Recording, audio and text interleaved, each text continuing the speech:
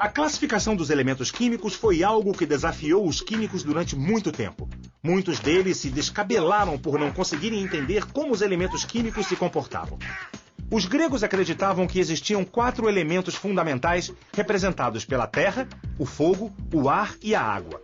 Mas eles queimaram a língua porque há muito mais do que o fogo e a água entre o céu e a terra. Aliás, a ideia de elementos químicos era algo novo. Apesar de materiais como ouro, prata, ferro e cobre serem conhecidos desde a antiguidade, foi um alquimista chamado Henning Brand que descobriu o primeiro elemento químico em 1669, o fósforo. Não é esse fósforo, mas o elemento químico não metálico que reage com o oxigênio. Brand, na esperança de encontrar a pedra filosofal que transformaria qualquer metal em ouro, deu uma luz à química. Brand isolou artificialmente o fósforo a partir da destilação da urina, obtendo, assim, um material que brilhava no escuro e pegava fogo. Em 200 anos de química, muitos cientistas, dentre eles Lavoisier e Berzelius, descobriram novos elementos. Para a surpresa dos gregos, os 4 elementos que seriam a essência de todos os materiais se tornaram 60. Por isso, surgiu a necessidade de classificá-los. Enquanto isso, o mundo da química bombava. Em 1860, financiado pelo Grão-Duque Ferdinand, os químicos alemães Auguste Kekulé e Karl Weltzing, com a ajuda do colega francês Charles Adolphe Wurtz, organizaram uma conferência com os 140 maiores químicos da época para resolver questões importantes, como a diferença entre átomo e molécula. Um dos convidados, o químico italiano Stanislao Canizzaro, explicou sua revisão da massa dos elementos. Quem estava na plateia, num canto escuro, porque ainda não era uma celebridade do mundo da química, era Mendeleev, que seria o pai da tabela periódica. Mas por hora ninguém ainda sabia como organizar os elementos.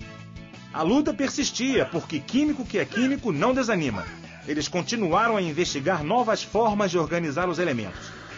Em 1862, Champ-Courtois apresentou seu parafuso telúrico.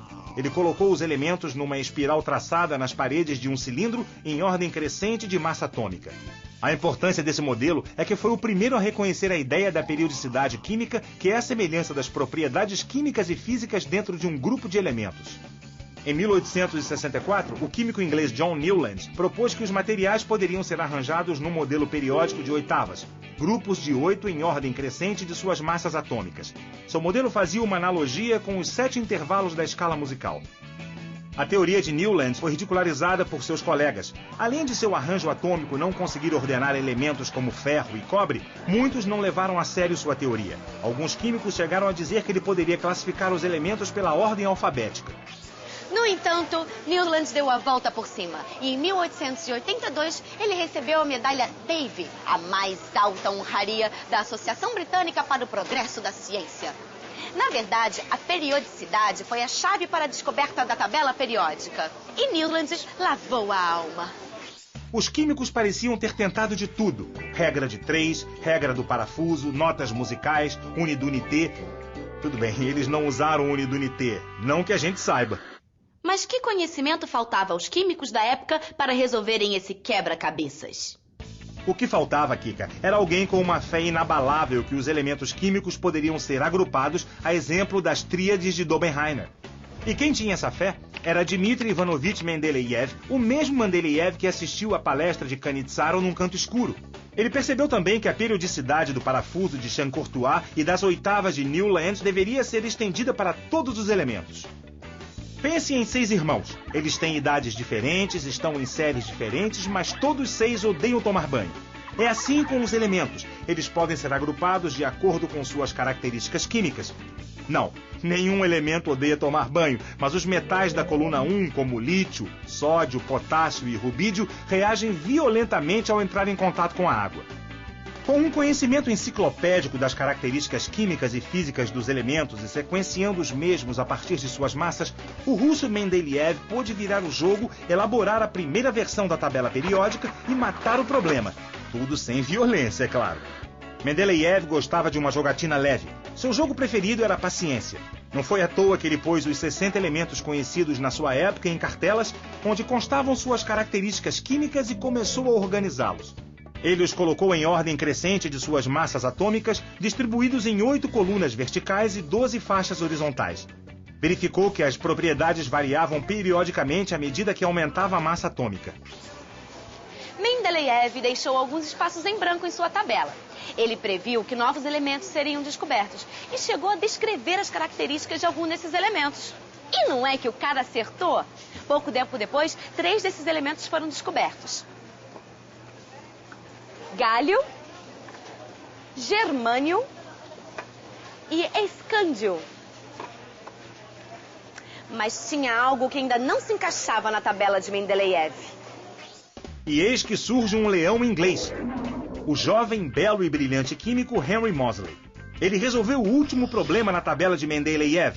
Moseley descobriu, com sua pioneira técnica de cristalografia, que a carga elétrica do núcleo correspondia ao número atômico. Mendeleev já havia trocado de ordem alguns dos elementos, agrupando-os não pela massa, mas sim por suas propriedades químicas. O que Moseley descobriu, então, foi que se usassem o número atômico ao invés da massa, ficava tudo em ordem. Mas Moseley era um jovem intrépido de 26 anos quando fez sua descoberta e, para provar sua coragem, se alistou para lutar na Primeira Guerra Mundial contra a Alemanha. Infelizmente, ele morreu no fronte de batalha. A tabela periódica, tal como o mundo da moda, também tem suas tendências.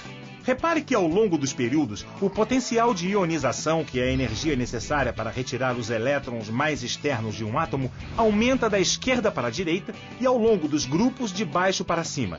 Já o raio atômico aumenta no sentido contrário. A afinidade eletrônica, que é a capacidade dos átomos de receberem elétrons extras, aumenta à medida que o raio atômico diminui. E como no mundo da moda, os elementos também formam seus petit comitês. Há vários grupos: os dos metais, semimetais, não metais e os gases nobres. Vários químicos ajudaram a desenvolver a tabela periódica. A cada nova conquista, seus colegas podiam analisar os dados e seguir em frente com o trabalho, mas um deles foi esquecido pela história. Nosso químico underground é Lothar Meyer. Ele foi um químico alemão que chegou às mesmas conclusões que Mendeleev, mas não teve a firmeza suficiente para questionar as massas atômicas na época.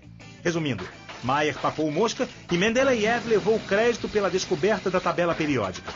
Como prêmio de consolação, Meyer ganhou em 1882 a medalha Davy, a mesma que deram a Newlands, o cara das notas musicais. Mas chega de choradeira. Na década de 50, o mundo já havia passado por 2 guerras mundiais e precisava de notícias boas. E eis uma. Um cientista americano chamado Glenn Seaborg fez descobertas que mudaram a tabela periódica. Como o Dr. Frankenstein, Seaborg criou os elementos sintéticos chamados transurânicos e moldou a tabela periódica como nós a conhecemos hoje. Seu trabalho foi tão importante que o elemento 106 da tabela foi uma homenagem a ele, o Cibórgio. Aliás, vários outros elementos têm nomes de grandes cientistas, como o número 112, que se chama Copernício, em homenagem ao astrônomo Nicolau Copérnico. No programa de hoje, você viu que a organização dos elementos na tabela periódica permitiu à química sintetizar muito conhecimento numa tabela simples. Ela é a prova que os muitos elementos que compõem a matéria podem ter propriedades semelhantes e, por isso, podem ser agrupados de maneira periódica. Agora, é usar a imaginação e aproveitar a tabela periódica.